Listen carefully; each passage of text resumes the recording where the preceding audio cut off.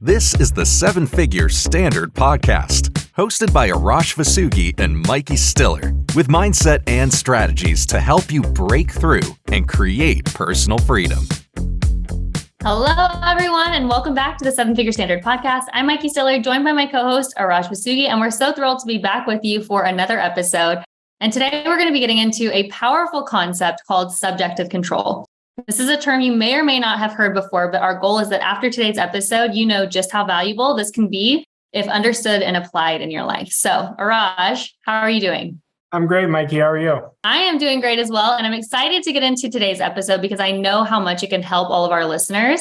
And what I would love if you would just give a pretty in-depth overview of what is subjective control if someone's hearing that term for the first time. Sure. I'm going to give it very simple because I like to simplify everything.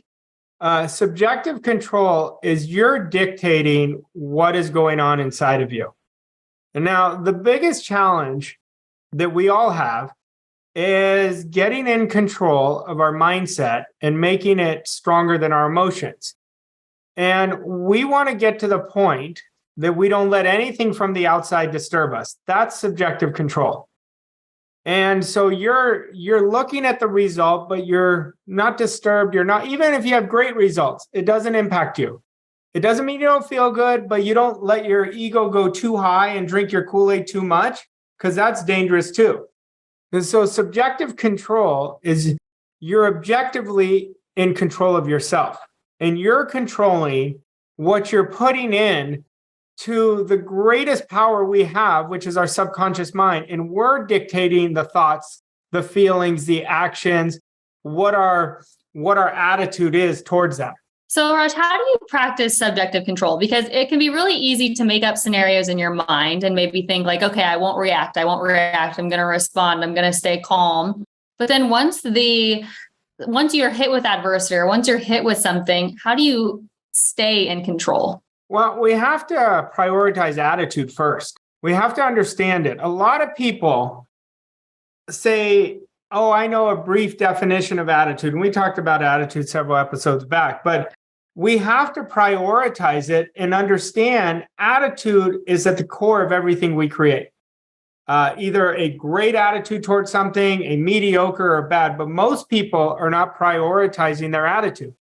And when you're not prioritizing your attitude and letting the outside dictate your attitude, oh, I'm in adversity, so I give up. I'm stuck. I don't feel good, right? You have to get to the core of it. One thing that I like doing is, let's say I react to something and I'll say, is it real? And that neutralizes my mind right away by just saying, is it real? Should I be emotionally involved in that? Is the thing that I'm projecting really real? Is the thing that I'm getting emotionally involved with real? See, we understand there's no better way to understand how powerful your mind is when you start focusing on what you don't want, when you've internalized what you don't want, and when you let the adversity take over instead of getting to the cause of it. The cause is always us.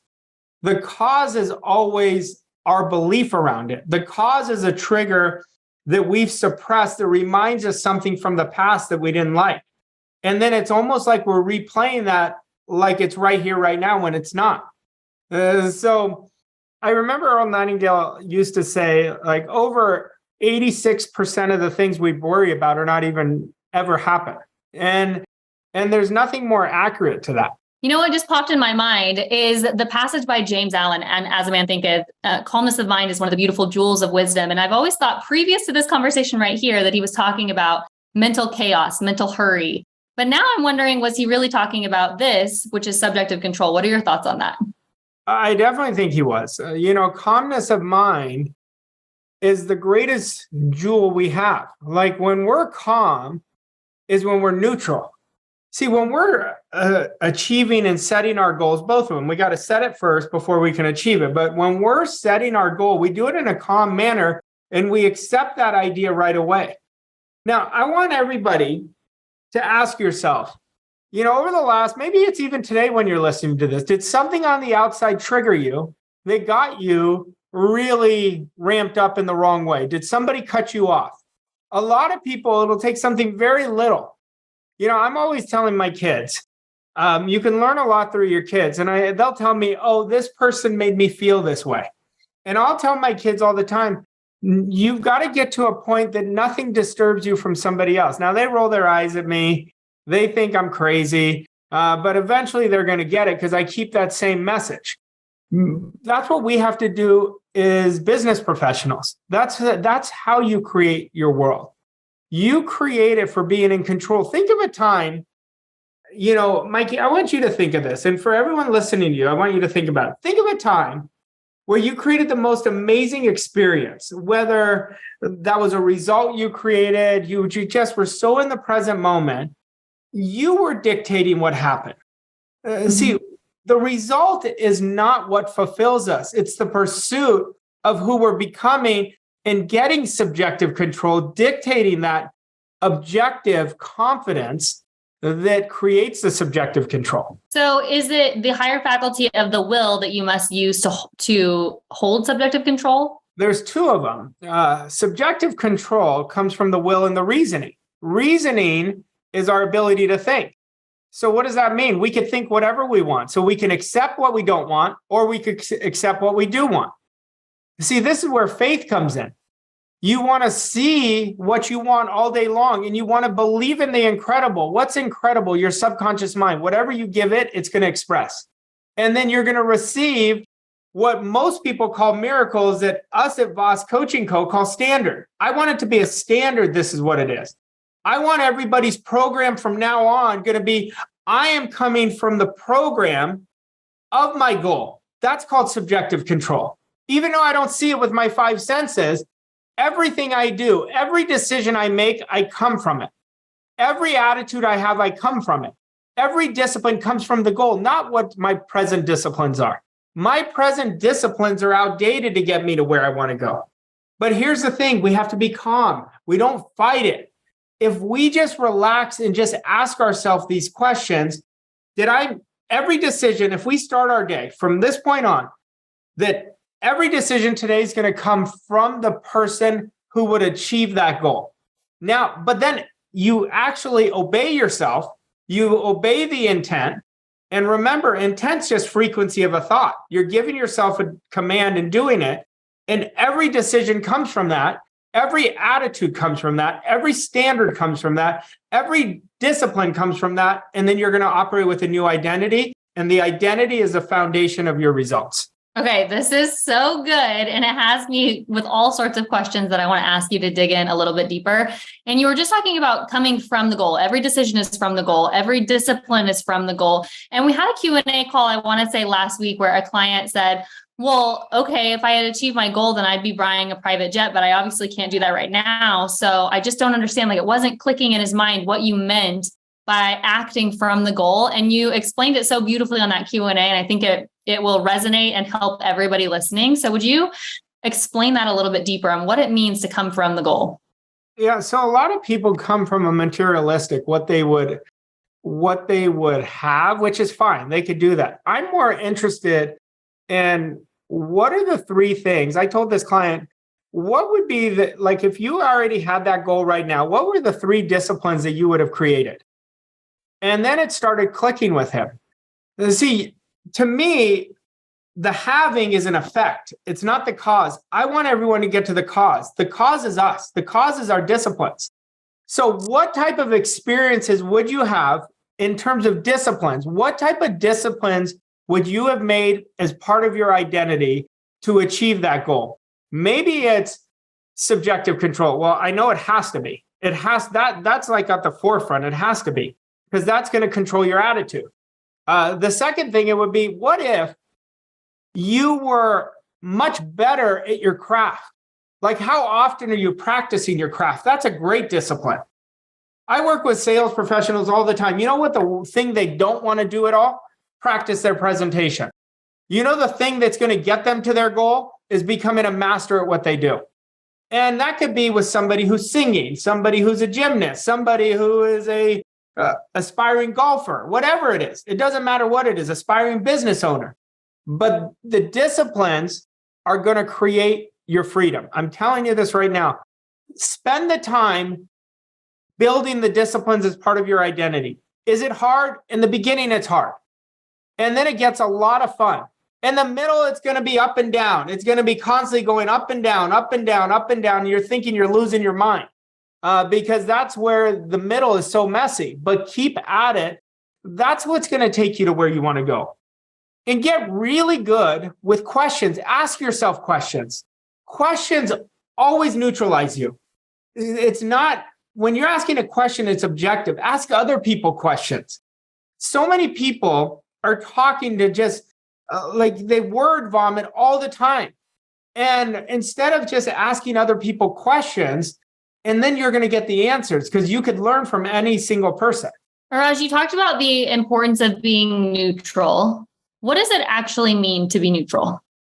Neutral is when you're right in the middle, where you're very objective. It's not positive or negative. And you're coming almost out of body. And you're watching your behaviors and you're saying, did I operate as an A+ performer today? That would be a neutral thought. Did I, once again, a question. Could I have done what I did better today? I know I can always do better than what I did. I know that. That's not putting myself down. I can always get better. So tomorrow I'm thriving and aspiring to continue to get better. Now, what's happening is most people don't ask themselves the critical questions. They're never neutral. And I said never. I'm sure that's going to hit people in a certain way. The true pros in life are always the most objective people to themselves. They're looking at ways they can get better. They're not drinking their Kool-Aid. See, when you're drinking your Kool-Aid, this is why we have to be humble and hungry, because we can always get better. I'm not telling you not to appreciate your wins. I want you to appreciate them. And then I want those wins to be your floor now, not your ceiling. You know, I don't even believe in ceilings because our thinking is going to take us as far as we want to go. There's no such thing as a ceiling. As long as we have a healthy mental state, then we can go as far as our thinking goes. Arash, whenever you talk about being neutral, you're not referring to not having a desire, but you're talking about the desire not owning your emotions, correct? Yeah, we don't want anything to own our emotions. When we're neutral, it doesn't mean you don't have your foot on the gas. It means you're objective. It means you're getting to the truth. You know, that's where the power is. Neutral is an attitude. And it's not ego-based. It's actually being away from ego. It's being in the present moment to observe yourself. That's neutral. You know, I will tell you, when my life really changed is when I practiced neutrality, when I really practiced being neutral. And now it's my MO. It is my absolute MO is to get neutral all the time. Like I like to feel, even if I feel pain, it doesn't feel good, but I know that pain is something I suppressed. I know it's something that I triggered. It might have been something from the past that I'm afraid to go back there. But when it comes up, I have to deal with it. If I don't deal with it, then it's going to start to own me. And then it could create some sabotaging behaviors going forward. So Raj, if someone's listening to this and they're thinking, okay, I'm gaining an understanding of what it means to have subjective control, and that's something that I need to work on, or I have not previously mastered this, what are the first steps that someone takes to start mastering subjective control? Well, first of all, we've got to understand how important it is. We got to put a priority on it, that I want you to give yourself a command that you're going to dictate what you put in your mind. I want you to be in control of that. You dictate it, not what somebody else says, not what your results are telling you. Then you've got to develop the attitude of perseverance. Perseverance, because it becomes an act of your will against common sense and logic. We want to understand that. Perseverance listen, my senses are telling me nothing's changing, but I keep going. I keep going. I do one extra thing. I do my call 5 minutes longer. I go another 30 days, even though I thought I would have it by now. That is how you're going to change this. But here's the big part. You're not a victim to your five senses. You have that will and reasoning faculty that we talked about. So I want you to hear my words, you get to accept or reject any idea that you have.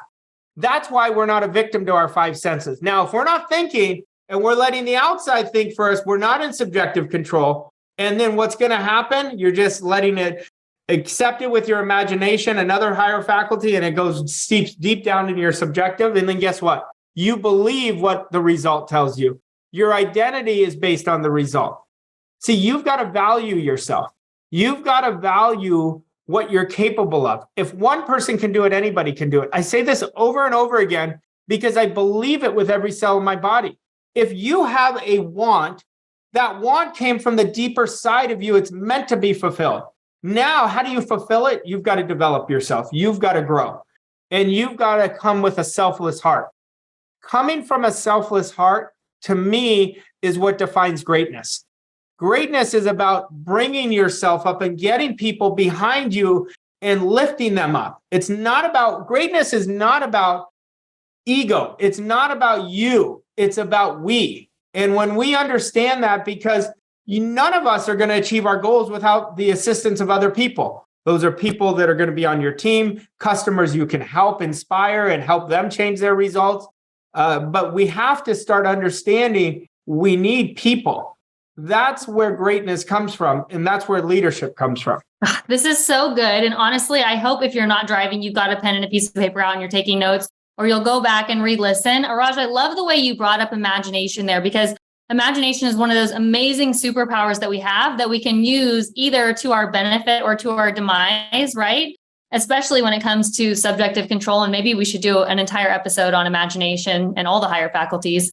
But I just love the way that you broke that down. I'd love to get into an action step for everybody. Well, the action step here is really prioritizing subjective control. What I would do if I was everybody is I would purchase the book, Power of Awareness with Awakened Imagination. And the author's name is Neville. And the chapter in it, you can get it as a free PDF because it was written so long ago. If you just type in subjective control, and I would read it. The chapter is about 2 pages, maybe 3 pages. It's not very long, but it's very powerful. And I would read it for 30 days, but I would practice it and get really good at building your ability to dictate what comes in inside of you. And this happens, which you guys should be pros at this by now, because I've told you accepting and rejecting is going to be one of your best friends. It's going to be your ally. And I would practice it. But I wouldn't just read subjective control. How I would study it is I would read it 5 times a day.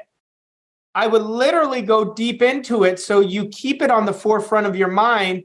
And don't just listen to this once. Listen to this podcast recording over and over and over again. Because if you're sitting there right now and you do not love your results, or if you like your results, but you're still not in love at the highest level, you've got to learn subjective control. It is gonna make things so effortless for you. But practice, because here's the thing.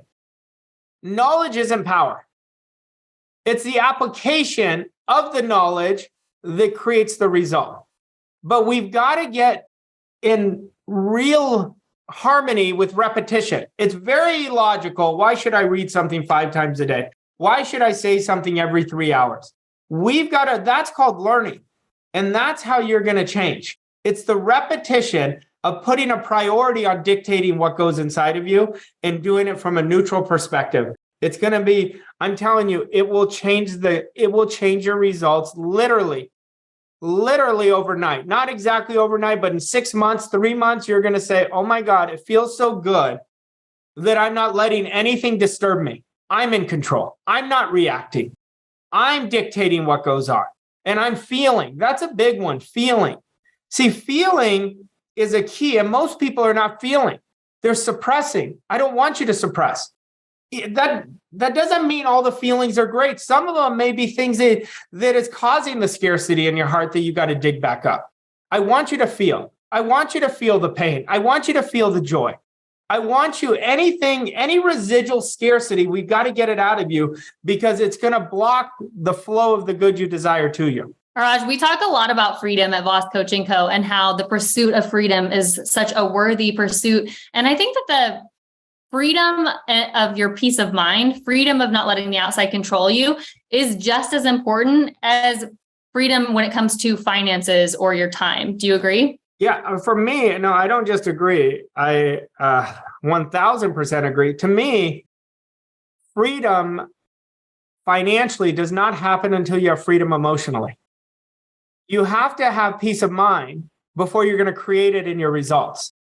You have to build that faith muscle and know that you know that you know. You don't know how many people, Mykie, will tell me, well, you're not in my industry. I don't need to be in your industry.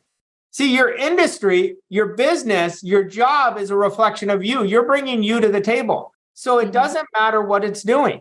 Go look at your relationships. How are your relationships?